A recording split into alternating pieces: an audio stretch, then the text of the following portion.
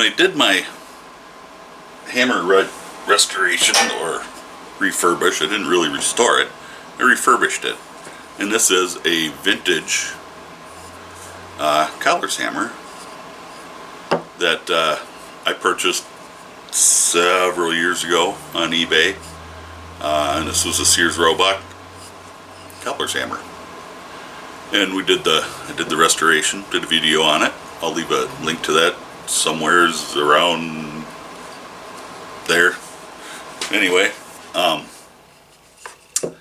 and I decided that I don't ever hit steel with this, so I need a hammer that I can hit steel with. So I got on Amazon, was checking around, and I found this. And it's a cross peen hammer, and I was looking specifically for a cross peen for setting the rivets and burrs specifically, because the hammer that I'm using for it isn't made for it, and I don't really like it.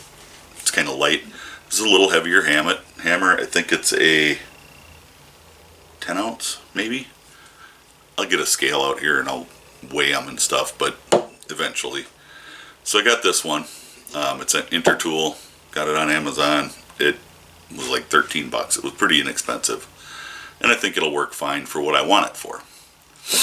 It does need a little cleaning up, but this, I was thinking about it, this would actually work alright for a regular Leathercraft hammer to do much the same stuff that I do with this hammer.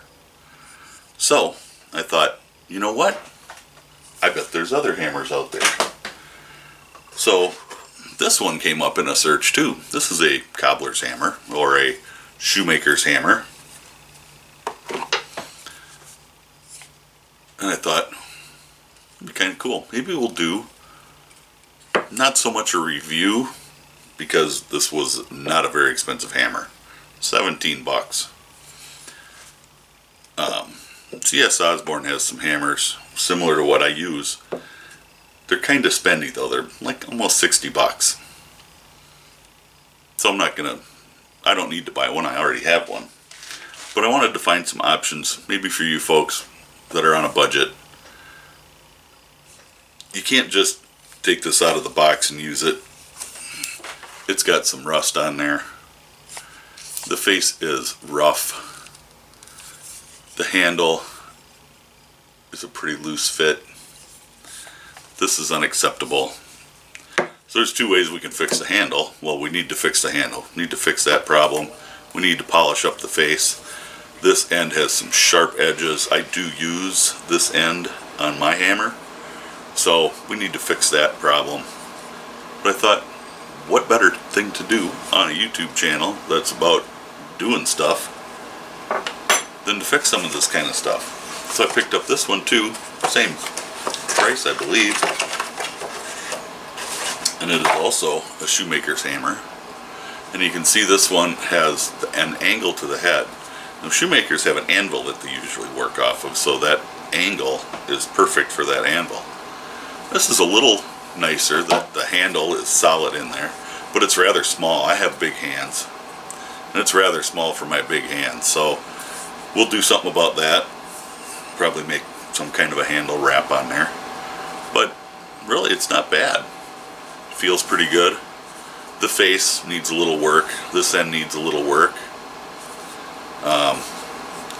It came in a box. The box proudly states made in China. This one says nothing about its place of origin. The handle is, I don't know what kind of wood that is, but it's scary looking. This one, actually, the wood looks pretty good. I'm gonna suspect it's something like bamboo or something, I don't know. It's a light colored wood, but I figured we can use this. I kind of like the shape of that. It's kind of rounded, and I figured we can clean them up. The edge here is really harsh. It's really sharp. We can't have that in Leathercraft, so we'll round that over a little bit. We'll clean this up and round those edges over a little, and make that a good hammer for Leathercraft. This one, I'm going to clean up the faces, the two faces that we're going to use, and I'm going to use this, I'm going to make it usable for Leathercraft, for hammering down our stitch lines and what have you. But I'm gonna use it for setting rivets. But I'm gonna show you that we can use something like this, which was like $13. We can use it for our Leathercraft as well. So let's get on with the video. I'm not going to do a whole lot of the work. I'm going to show you the basics. I'll do a lot of the work off camera. I'll try to let you know how long it takes. And then we'll get after some of this other. I do have one more hammer coming.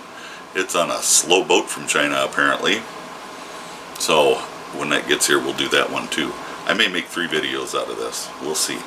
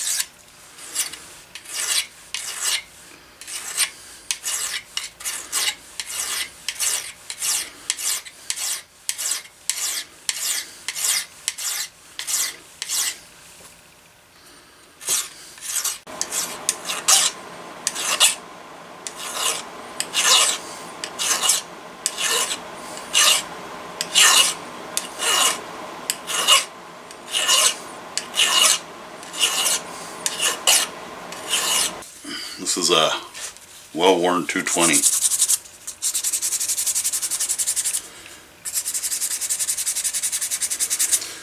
All I'm doing now is taking out my file marks. Just like I did on the face there. Probably a lot of glare from my other light there, but most of my file marks are gone. See the 220 scratches in there now.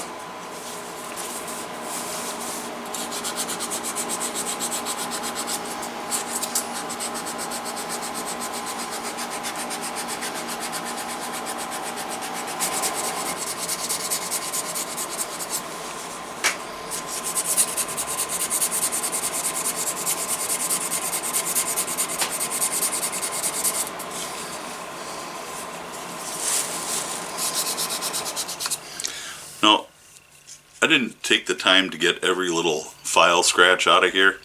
This part isn't really going to be doing much. It's this part, this face part.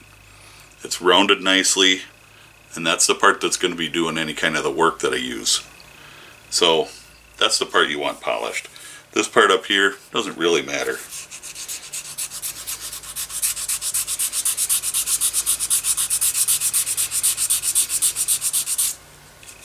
You can go as nuts as you want on the thing though.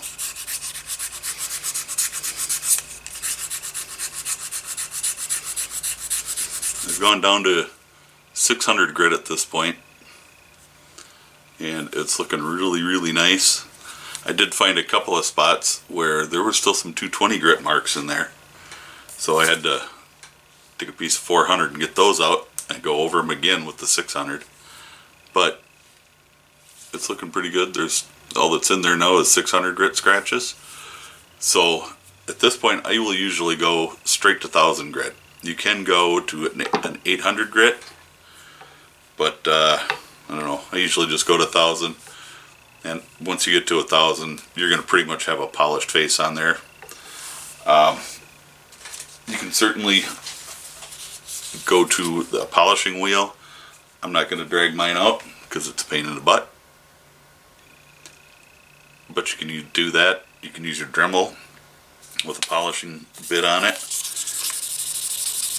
But once you get done with 1000 grit, you can certainly step down. I've got 1200 grit too.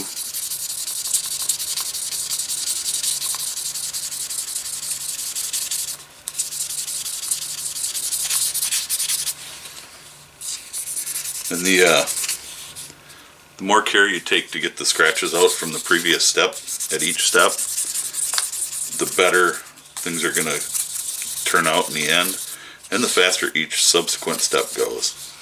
So the better job I do with the 220 at getting the file marks out, the easier it's going to go when I move to the 400 grit. So the 220 grit scratches will come out a lot easier at that point. Same with when I go to the 600 grit. If I did a good job getting all the 220 grit scratches out with the 400 grit, the 600 grit will do a better job getting out the 400 grit scratches. Am I saying that right? I hope so. Each step depends on the step before.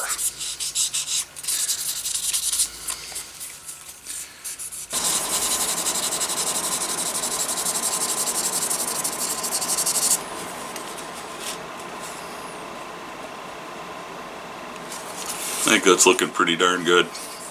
It wouldn't hurt my feelings to use that on leather project. But I'm going to hit it with a polishing wheel in a little bit here.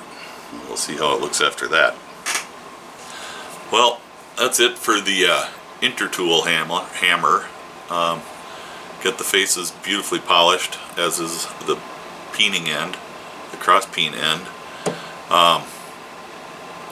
I apologize for not turning on the record button when it came to polishing it. That's my bad. I did get down to 1000 grit and then just hit it with the polishing wheel on my rotary tool, and that's all I did to it. So there you go. Came out pretty good, I think. I am an ugly dude because I can see myself in the face of that hammer. Can you? Anyway, thanks for watching. If you like this kind of video, hit that subscribe button. I got more of them coming. Hit that like button. Helps the channel out. And that being said, stay safe. God bless. And I will catch you in the next video.